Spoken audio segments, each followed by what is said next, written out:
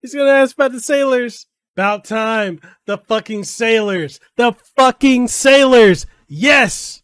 This wasn't written with your comfort in mind. Nah. Made my decision, wasn't tough to decide. Nah. Me and my boys, we get it done every time.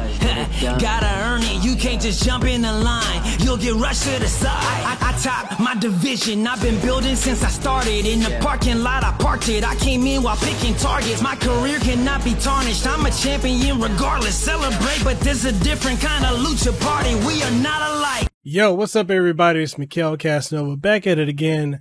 You already know what it is. We're here to look at another anime reaction, none other than Shenmue, the animation. Episode 1 was a banger. It was amazing, especially if you were a Shenmue fan. You had so much to love about that episode, and just the cadence, the voice acting was good, the animation was superb, the pacing, the plot was really good. The martial arts was just chef's kiss. So we're about to dive into episode 2, Daybreak. Before we do all that, do me a big favor. Make sure you like the video, sub to the channel if you haven't already, share it with someone you think would enjoy these types of interactions, reactions, reviews, analysis, because, you know, I don't just react. I give a review and analysis too. If you think someone would enjoy that, make sure you have them sub to the channel. Come on over here and check it out. If you enjoy the content yourself, and you've been here for a while, you want to support the content we do, if you want to get earlier access and behind the scenes and unedited reactions, make sure you become a patron. Patreon.com/Mikhail Casanova. Or if you want, you can also become a channel member and help us out that way too. All that being said, let's go ahead and not dally. Let's go ahead and just get back into this episode of Shenmue 2 Daybreak. Well, actually just get into it for the first time. We're getting back into it because we on that Shenmue hype. Anyways, let's go ahead and make it do what it do, baby.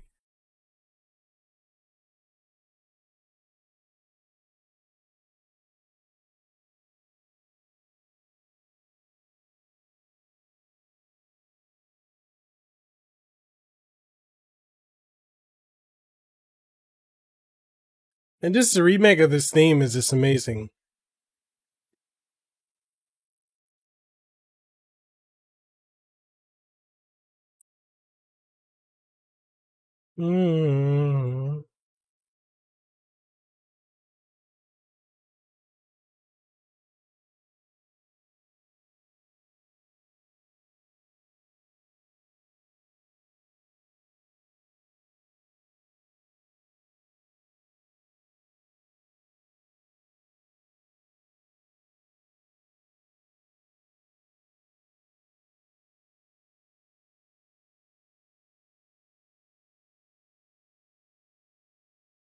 Lit his ass up. Damn.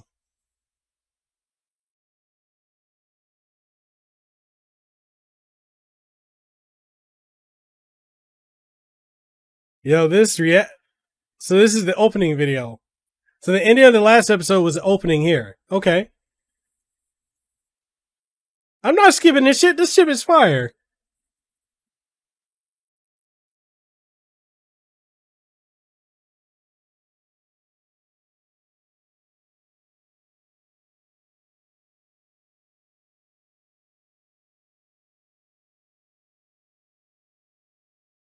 This legit has me wanting to go back and replay Shenmue because, man, every time I go back and play Shenmue 1, 2, and now 3 once a year, and I get my feelings because it's such an amazing story.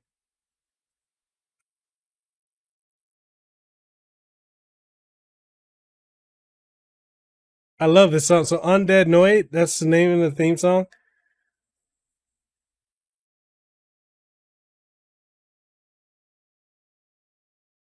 I miss forklift racing. That was so fun.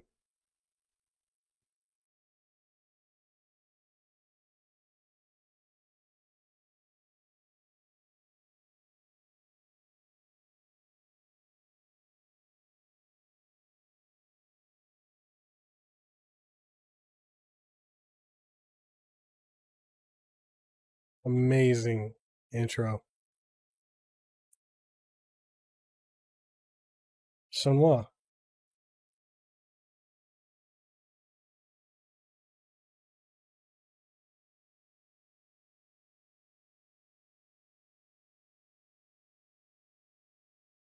And the remakes of the music is just perfect. It absolutely captures everything that is Shenmue.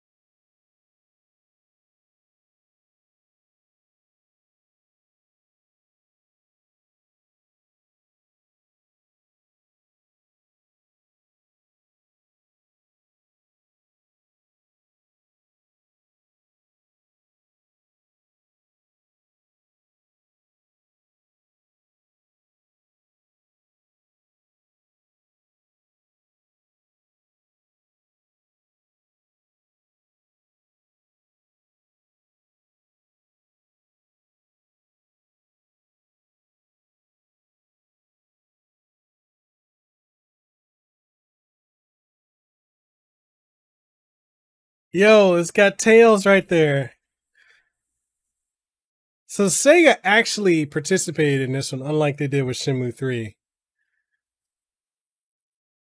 I hope with Shenmue 4 that Sega is more involved. That was an awesome Easter egg right there, though.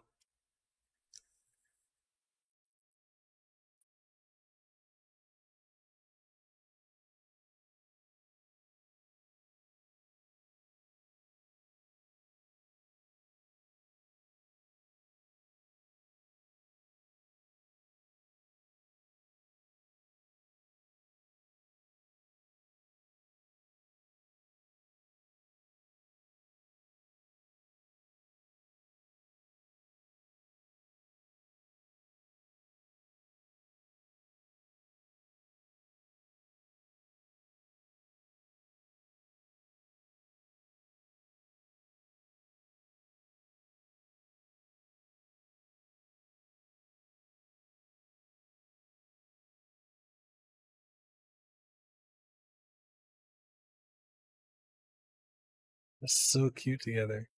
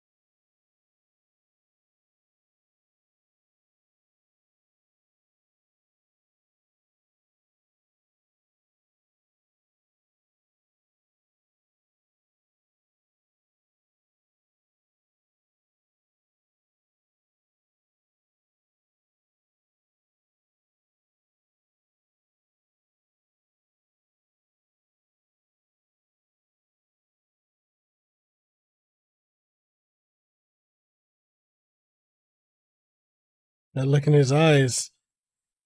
Yo, the music is just perfect right now, too, for this.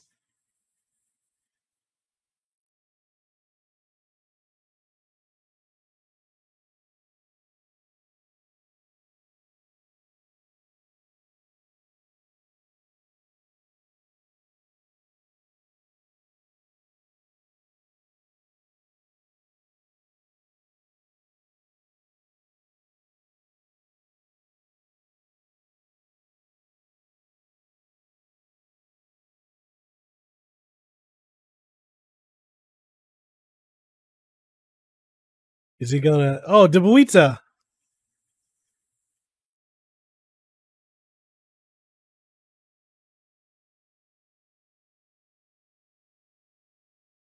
He's gonna ask about the sailors.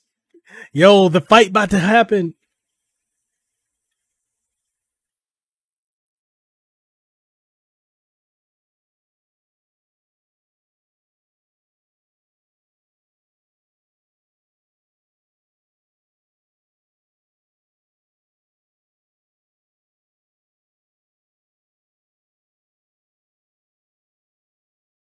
About time. The fucking sailors. The fucking sailors. Yes.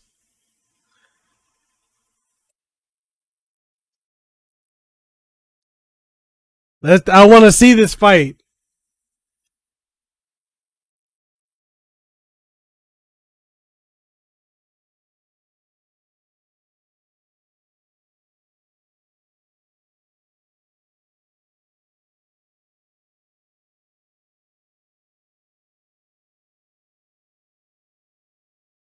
Damn. He. Jesus.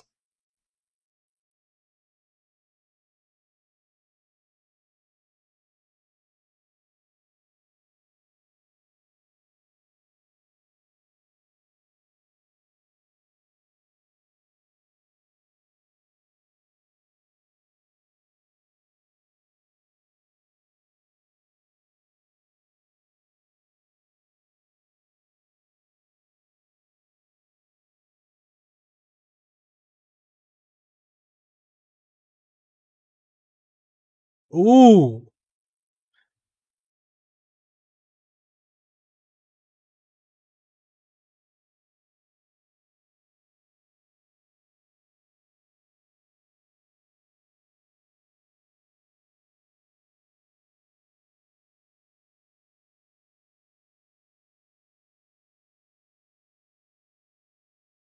God, the music and the ambience of it is insanely good.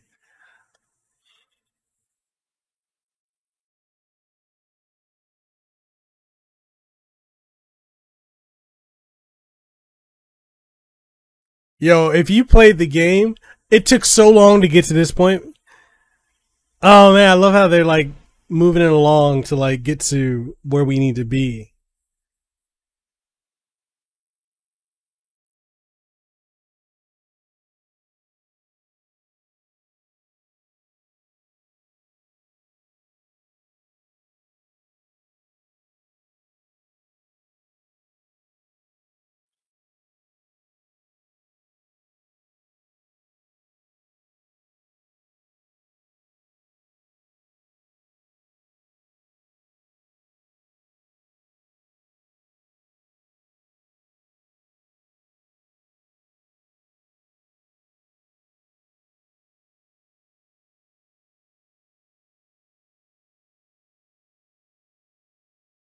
Yo, this is about to get lit.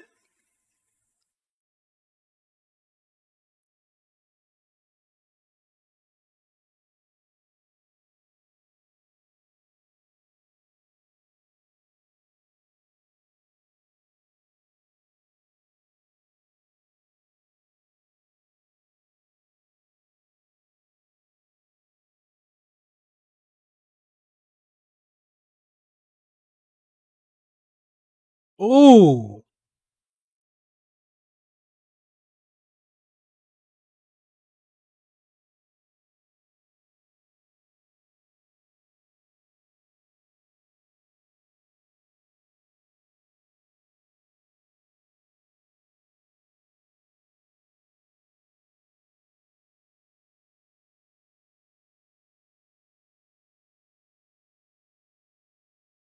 God, this is like giving me.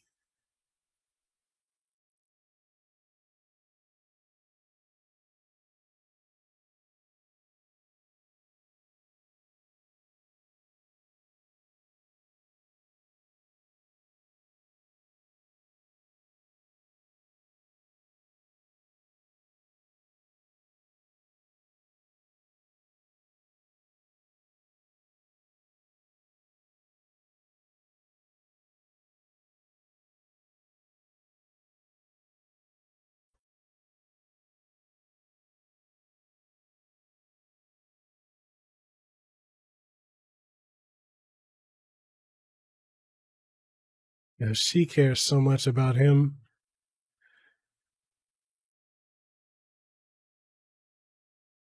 And he can't even see it. He's so blinded by revenge, and she's like in love with him, interested in him, and he's just obsessed with revenge.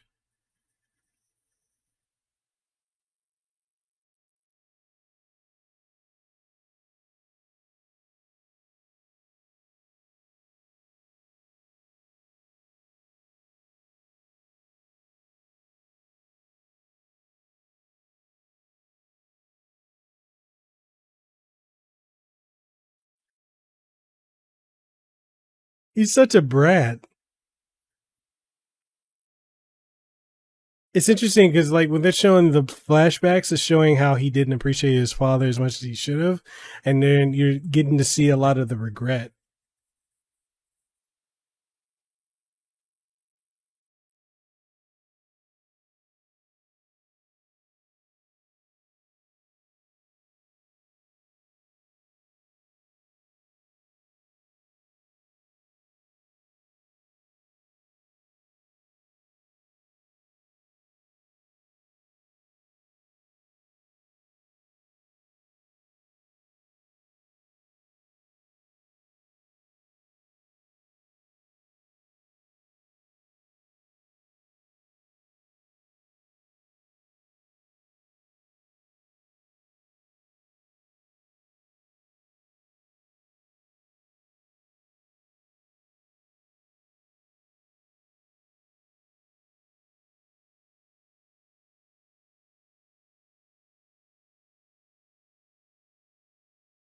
Oh, I'm trying not to fanboy, but they did so well with like capturing the essence of Shimu.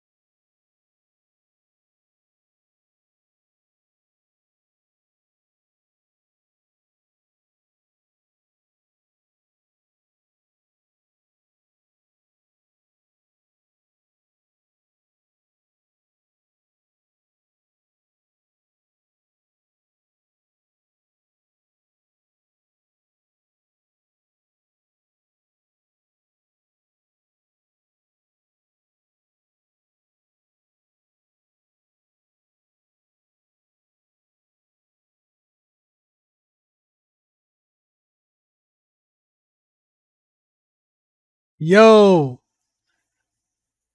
yo, Sega, how come you couldn't do shit with like Shenmue 3?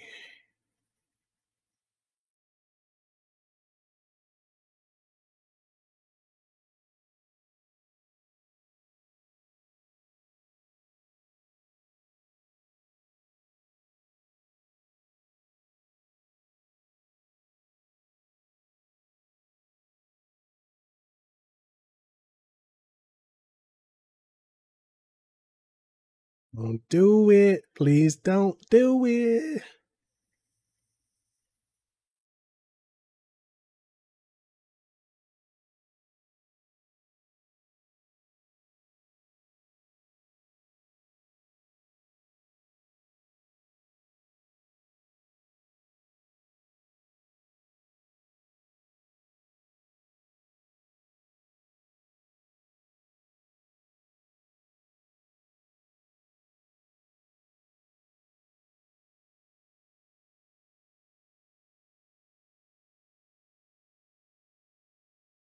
Oh shit.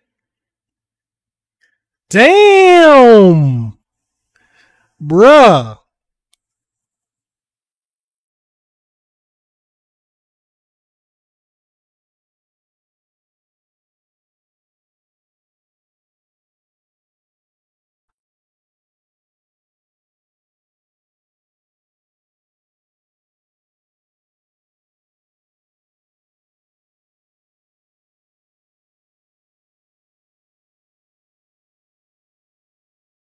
Damn.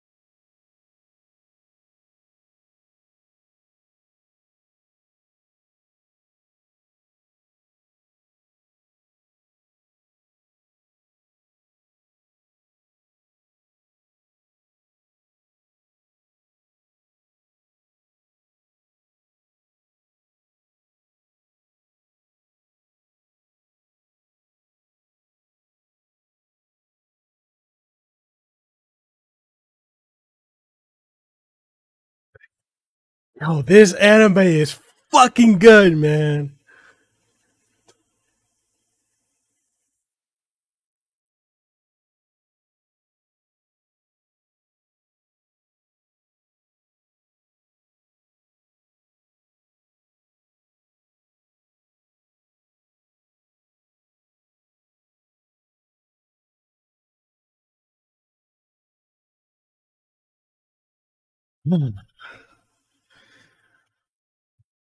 Okay, so this is the outro. We're gonna check out the outro.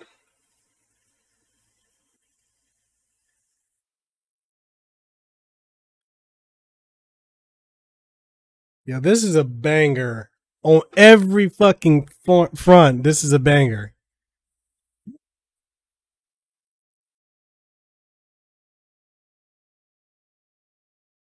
Like I said, okay, I'll save it for the end.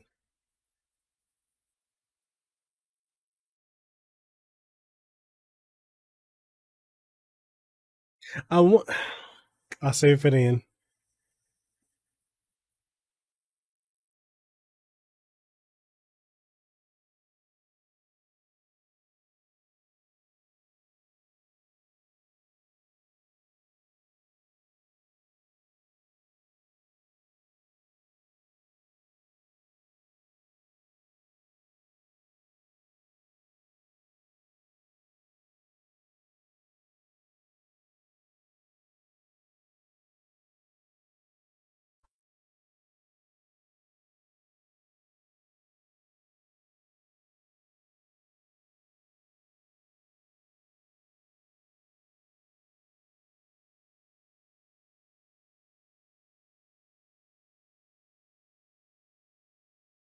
Ying Yang. So good. So good. Oh my god, so good. Yes. Okay. Okay. Yo, let's talk about it. This episode was so fucking good. Okay, so if you play Shenmue 1, then getting to that part right there where you were fighting against Charlie, you went up against, the two, the military guys and Charlie's gang. And going to, was it Heartbreak, the dive, and all the stuff that you were doing with Nozomi, that was several hours of literal, like, getting to that point. You're probably like 6-7 hours into the game, right? So it's a maybe less. If you know what you're doing, you could probably like get straight to it. But it it's amazing how they just streamlined a lot of the monotonous. Depending on who you talk to, some people really liked the slower pace and the more, everyone having a schedule and the day to day lives of everything that's going on in Yokosuka. But for me, a lot of it was tedious. It was fun back then, but going back to it, it's a bit tedious. But how they streamlined all the different aspects, like talking to the old man, him warning Ryo, going with Nozomi and just asking around, trying to find out someone who can read Chinese and actually understand the characters in the letters left to Iwao. That took a while. And then because you were literally, for those, like I said, if you didn't play it, you were literally dealing with a legit time, like a schedule. You had to talk to certain people at certain times, be at certain places at certain times, because if you didn't, you'd have to go back home to, because Ine-san would want you to come home, and every day she would give you an allowance and whatnot to go about your day. But you had only so long to do stuff before you had to get back to uh, the Hazuki estate, or dojo mansion. So a lot of stuff you could only do this day, that day, that day, but like they streamlined it so it's just one flowing, overarching thing, and I love that they did that because it really makes the story flow more cohesively. And so it's not like you're getting, oh, breadcrumb, breadcrumb, breadcrumb, nothing, breadcrumb, nothing, breadcrumb, scrap. You're just getting a flowing story that just, it's so good. The stronger emphasis that they're putting on Nozomi is really good because you could tell in Shenmue 1 that she really did care about Ryo. But you never, like, it was there. It was always like in your face that she really has strong feelings for him. There are events, I don't want to spoil it for anyone who's legitimately watching the anime. There's going to be more interactions, and you can clearly see that by the ending outro video that there's a strong focus on Nozomi. There's a reason for that because they have a very strong relationship, and she's willing to wait for him. I like how by not just focusing on Ryo, I'm sorry, I'm tired, but not just focusing on Ryo, but also characters around him getting their perspective.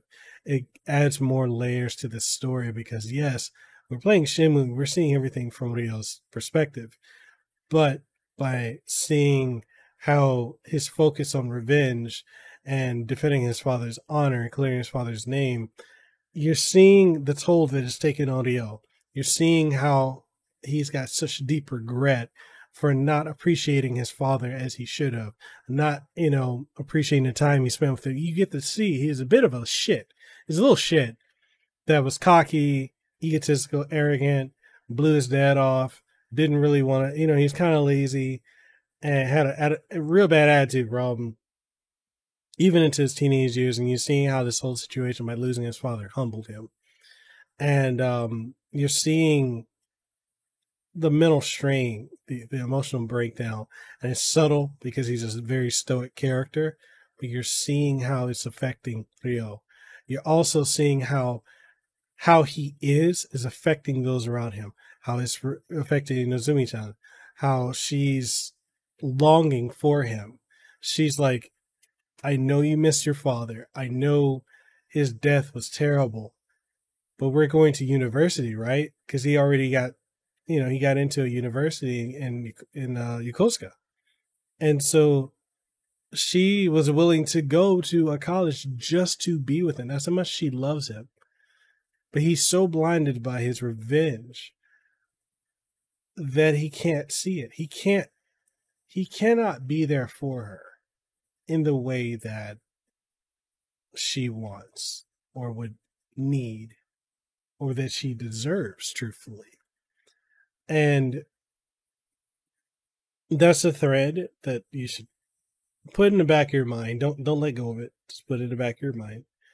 But you see how that affects her. You see how it affects like the people around, in the sense of like the old man who sparred with Iwao, who taught him a lot of the old style of martial arts, and how he did not want Ryo to go down this path because he knows where it's going to lead. It's not going to be a good thing. But he knows that he can't stop him because he saw that look in his eye. It's brilliant how they've adapted the best aspects of Shenmue, streamlined the bad or the clunky, slow parts, and took the world that's established and just build with additional details. You can tell this is not just something where it's like, oh, we got somebody else to come in and just, take some liberties with the story. Yu Suzuki-san's fingers are all over this. Another thing I really liked is the cameos. Like, you saw Tails, you saw the Virtua Fire cameo in the arcade machines. You saw there was like a mini game where you could do boxing. You saw that was in there when he's in the arcade. It was interesting. Actually, I'm gonna come back to that. Let me get to something else. Let's talk about the fight scene, like when he fought the two soldiers and he just dusted them. That's kind of how that went down. Shenmue is the grandfather of all QuickTime events in video games, and so if you see it in games now, it came from Shenmue. It's way ahead of its time. It was really the first real true open world game with NPCs on their own schedules and times and the way things were. It was way ahead of its time and limited by the hardware at the time. But the fight with the soldiers, the fight with the gang, the animation was just on point. The fight scene was incredible. It was meaty as weighty. And if you're a martial artist, like I'm a martial artist, I trained in Kyokushin Ryu as well as Jeet Kune Do. And you can see looking at the stances, the way the moves are animated, the way the moves are executed, it is done with such care and authenticity that you don't get in generally any anime nowadays, especially not martial arts animes. But the attention to detail is there, and it's so appreciated. The music, oh my god, the music is so good. Now, one thing that they are doing, and this is probably Yu Suzuki-san who's decided to do this, is showcasing more Shenhua, because she's not someone you really see in Shenmue 1. You don't really even interact with her until the end of Shenmue 2. And I know that's kind of a spoiler, but that's when you meet her. So it's kind of interesting seeing how this all is playing out. Like I said, it's world building. It's adding additional details to what's already there, and I love it. It's such a love letter to us fans who have been with this franchise since the beginning, and also to the fans who jumped on at various points as the series is going on. So, Yu Suzuki-san, keep doing this. I'm so happy the Sega is actually part of this animation. It pisses me off that they didn't do shit with Shenmue 3. They just let them do their own thing. I'm hoping Shenmue 4 Sega directly steps in and has a hand in it, because you can't really do Shenmue without Sega being part of it. You know, Sega is so core to the Shenmue experience, and losing a lot of that in Shenmue 3 really kind of, in my opinion, hurt it. But anyways, that's my thoughts. Episode 2 Daybreak was amazing. I love the pacing, voice acting, the phenomenal music. It was just good all the way around. Ended on a cliffhanger leading into the next episode where we're going to meet the Potter, and that's going to be super good. So anyways, you guys let me know what you think in the comment section below if you enjoyed this. Hey, just get the conversation going. If you really enjoyed it, sub to the channel, ding the notification bell, do all that stuff that you know you should do. If you want to support the content, you want early exclusive access, unedited reactions, reviews, analysis, breakdowns, live streams, and so much more, make sure you support the content that I do over on patreon.com/MikhailCasanova.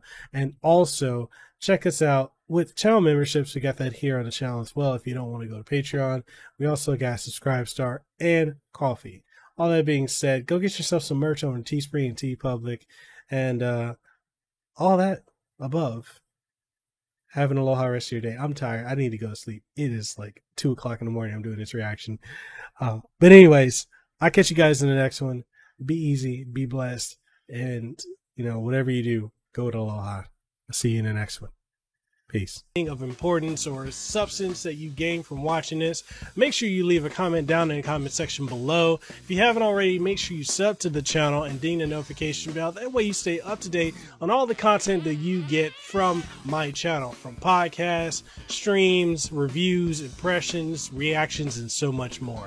If you want to support what we do have channel memberships. We've got Patreon, we've got Subscribe Star, as well as Coffee, which I would love to be drinking some coffee right now, which I am. That's some good coffee. But anyway, we got all of that, and we also have merch on Teespring and TeePublic, so make sure you go check that out. And all that being said, I just hope to see you in the next video that I put out. So hey, see you around.